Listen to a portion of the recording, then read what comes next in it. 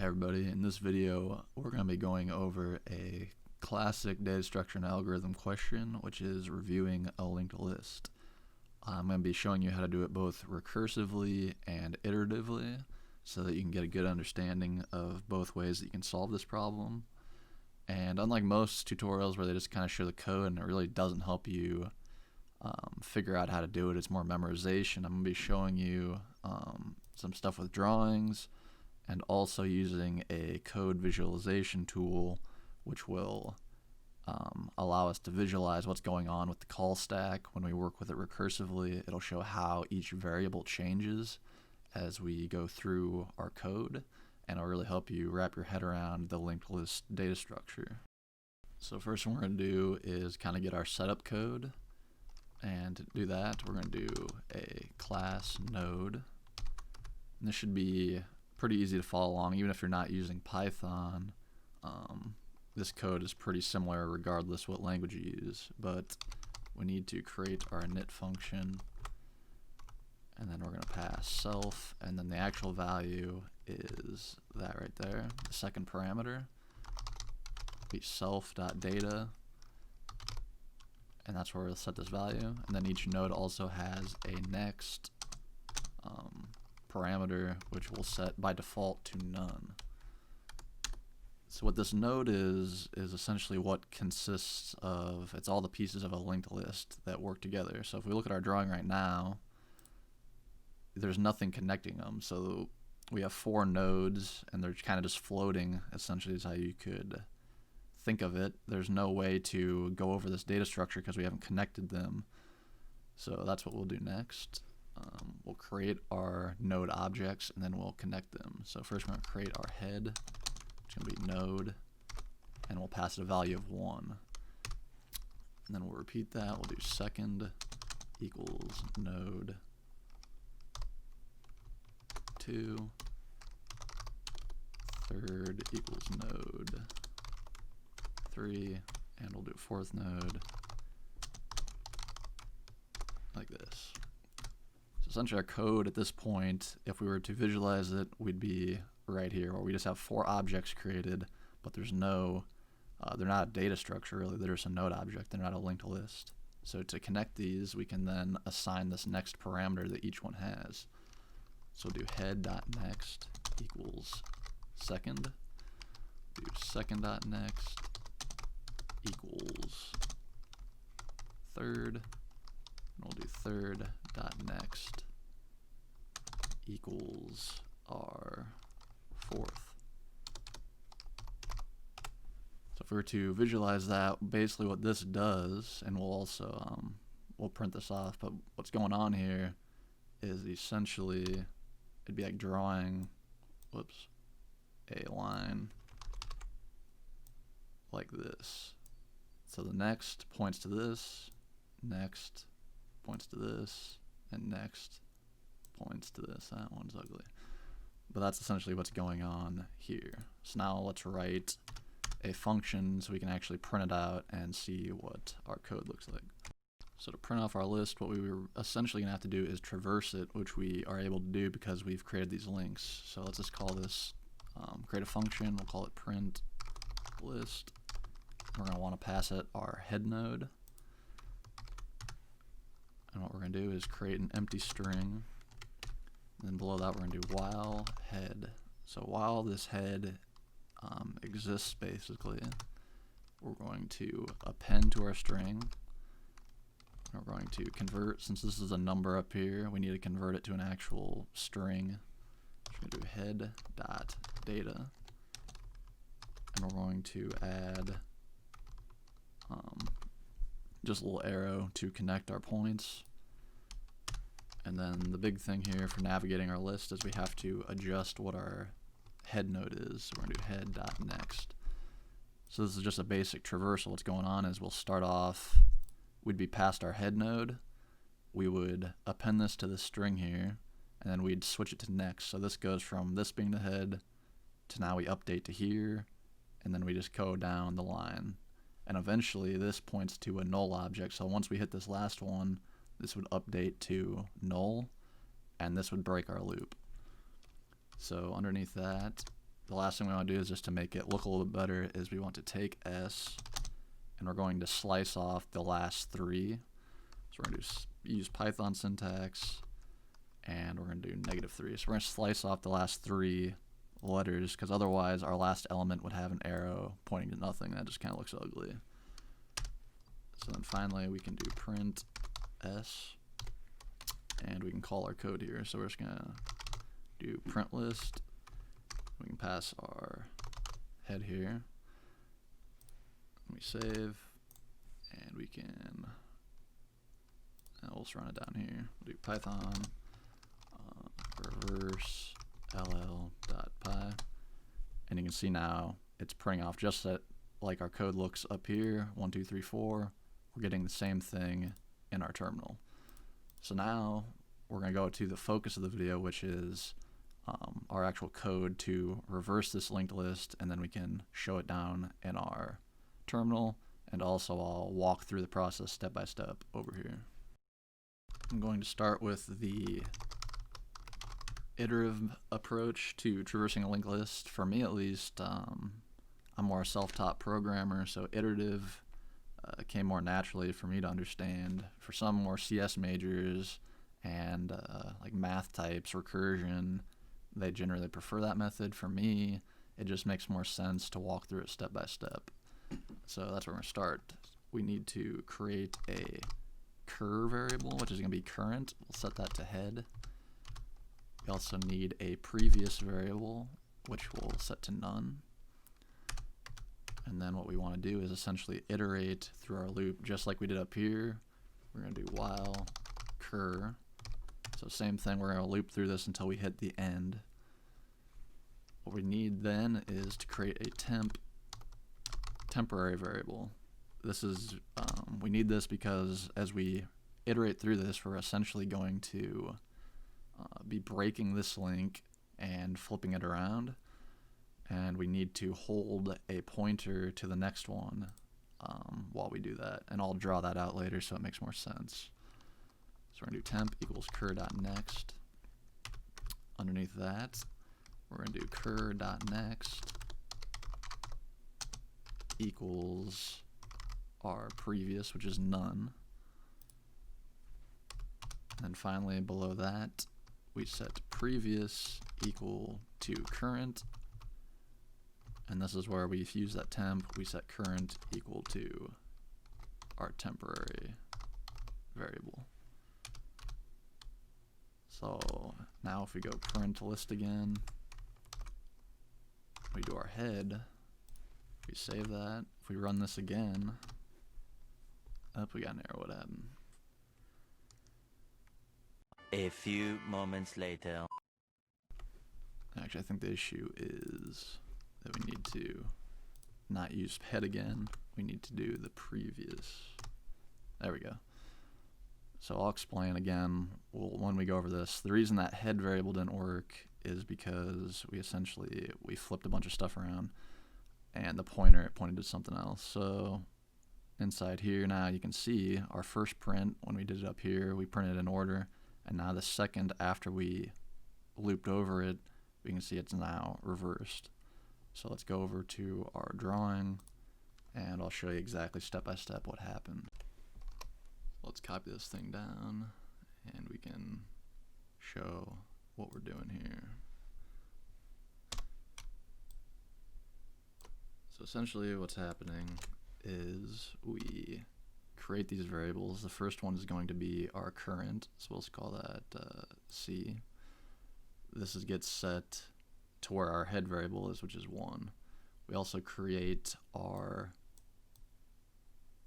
previous variable, which is set to nothing at this point. It's basically pointing just to an empty object. So we're going to enter our loop over here, and we're going to create our temp variable. So now we have temp over here, and then we go to cur.next equals previous. So this is the big start, is essentially right away we keep this temp so we can traverse to this next node, but then we delete this right here, and then we point this down here, which is pointing to nothing. And then once we've done that, we update. So we set current to temp. So then we delete current, and we now C is also pointing here. It's an ugly C, but it'll work. So then next loop, we again update. So temp now gets moved to current.next. So we erase temp, and we move it over here. Our current again is going to point to our previous. So since we updated previous here to our former current, that means that instead of pointing to nothing down here, if we erase this, previous on this other loop is now pointing to right here. So what does that mean? So on the second loop where our current is now 2, current.next goes back to previous. So this is where we essentially flip what this was before. And then again, we just update. So once we set current.next to point to the previous node, we update previous. So we erase this, and we put our previous here, and then we move our C, our current, we move that forward to here again. So C, and then we loop around again. So essentially what's happening, no matter how long it is, the process is the same. So we create temp, we'd move this forward again. Temp goes to our next. We break, we have to break this here. This points back. And we essentially, just keep moving, repeating this process. No matter how long it is, the process stays the same because this is all of our node objects are the same. So the biggest thing is when we break out of our loop. So on this last one, what will happen is we'll move our temp variable to cur.next. So in this case, what will happen is we erase this, and it will be pointed to essentially nothing. Since this is pointing to null, our T will also go to null.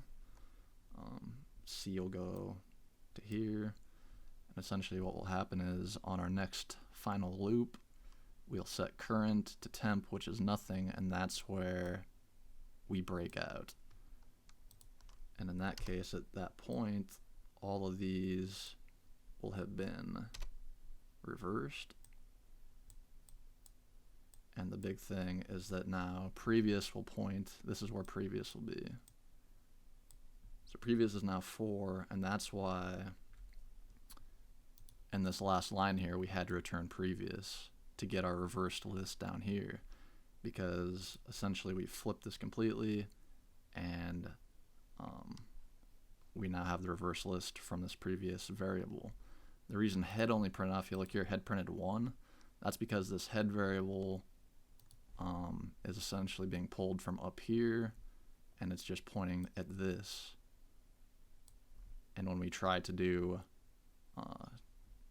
when it tried to loop through it and print next, this is pointing like that to nothing, so we just got this single one. Still there's probably some stuff that you don't understand, so my recommendation is, what helped me at least initially when I was trying to learn stuff like this, is if you put some print statements in here and just print out the data for each variable on each iteration, and it'll help you picture things in your head. So if you just do print temp.data, on each iteration you can do that, and you can see how it changes. It's just another way to kind of visualize what's going on in your head. And don't feel bad if it takes a while. It's one of those things that's frustrating because it'll come all at once, really, which is it'll click in your head and you'll finally understand it, but until then it'll be pretty frustrating. So now let's move on to our recursive the secondary way to reverse this list. First thing we're going to do is we're going to set head equal to previous, just so that we can reuse this head variable and it makes sense. So for this, we're going to do, just going to reverse. So we're going to create a recursive function. and that needs to be passed the head of our list. And first thing we need is a base case. So this is going to be what stops it from being an infinite recursion, which causes all sorts of issues. So we're going to do if head equals none, or head.next equals none. The reason we need this first condition is if it passes us, like it's a possibility that we get past an empty list, so we need to be able to handle that. In most cases, it's going to end on this right here. So what we want to do in that situation is return our head. Underneath that, we're going to do node equals reverse, and we're going to do head.next. So this is going to be how we increment down our list, and again I'll walk through it with the diagram, and also this is going to be where that visualization tool I was talking about earlier will really help picture how the call stack actually works. Underneath that, we're going to do head.next equals our head. This line we'll focus on. It confused me a lot again when I was a beginner. Essentially what we'll do, I'll draw it out, and I'll just ignore it for now. And then we do head.next equals none. And finally we return this node. From up here we want to return that. And below this all we have to do is we're going to do head equals reverse head.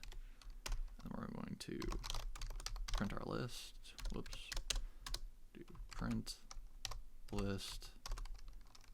Or print off our head. We save that. We can see now, so we got our original list, we reverse it with our initial iterative version, and then it gets reversed back to its original form again. And if we just copy and paste this code, click save and run again, we can see we get another reversal. So we're just going back and forth with our list. So now let's check out the actual process of how recursively we reverse this list. The major difference with recursion is that we work backwards. So when we look at our code here, what's happening is we call our head, since it doesn't equal none, and obviously our head next also doesn't equal none, what happens is we call reverse again. So then we go back to the top. We're now here, and again, since we have a next node here, we repeat, we run that again, return to the top, go to this, and then finally once we hit 4, we run it one more time, and in this case that's when we hit our base case right here. Since this points to nothing here, this is when we return our current head, which would be 4. So we return this, and we basically roll back to here. We now have this node, and this is the big confusing thing. It's head.next.next. So we've looped back, we've returned from here, we now have this node. So head.next equals this, and the next of this is back to here. So we create essentially what's called a cycle. So we create basically head.next.next. We loop this here, and then on the next line we set head.next to none.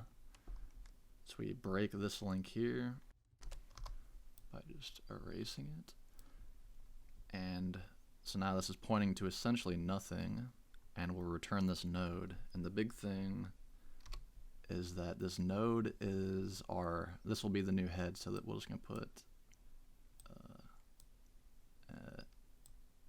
node. This is ugly, but yeah, it's a hideous node, but essentially what's rolling up from the bottom is this last element, and this is what gets put as our new head. So we break this link here, we return node, we roll back, so now we're right here, and we repeat the process. So this is our new head, head.next, which is pointing to nothing now. We also roll this back, and we repeat by breaking this chain. We again return our node. So now we're back at our original head. We set head.next.next to here. Break this. And on our last loop, we'll then have head.next.next will essentially point to none, and that's now, or head.next for this points to none, and we finally return our node. This node is now what gets assigned to this variable, and we've effectively, in a different way, like this, we moved our way one by one in place. We pointed it back. This we do the opposite essentially, where we find the end of the list, and then in reverse, we go back, break this, go back, and we recurse all the way back to the top and return our tail and assign that to our new head. Final thing I want to show you for this video is this tool I talked about, which is called pythontutor.com, and I just basically copy and pasted most of our code from our editor. So I just took this, copy and pasted it over here, and what we can do is visualize execution. So you can see what this allows us to do is step by step. It shows us our variables, our functions, what they point to. The first majority of these steps are just the initial parts of assigning our variables, but if we go through here, you can see that we get to, you scroll, if we reach down here, this is where, so next line to execute is this reverse function. So I printed off our initial list. So if we start at step 46, we can see we go into our reverse function. For the first node, this 1, obviously we don't trigger our base case. We hit this, and it goes back to the top. So we can visualize, you can see how this extra, this is what I was talking about, the stack, how these functions recursively get called. So we can see it gets called again. So now we're on, the head is now node 3. We're going to call that one more time. We now have node 4, and this is where we hit our base case. So we hit, since head.next equals none, this is where we return head. The return value is 4. Head.next.next, we can see this is where we create that loop, see how they point to each other, and we just cycle through all the way. Now we're up to our second node. We return again, and now we're back to our first node,